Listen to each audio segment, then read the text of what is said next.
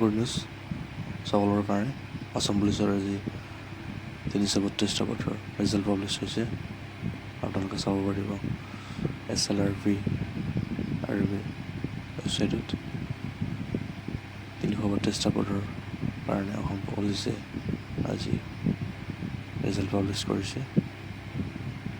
তাৰে পদকেইটা হৈছে 2টা ইন্সপেক্টৰ পদ, 60টা চাব ইন্সপেক্টৰ, হেড কনষ্টেবল 70টা আৰু কনষ্টেবল 200টা পদৰ কাৰণে আজি আসাম পুলিচৰ ফালৰ পৰা ৰিজাল্ট ডিক্লেয়াৰ কৰা হৈছে।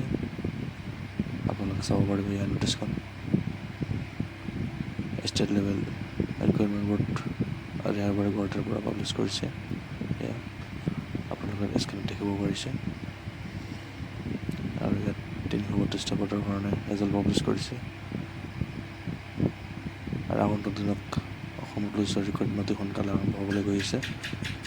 তো আজি ভিডিঅ' ইমানখিনিয়ে। আপোনালোকে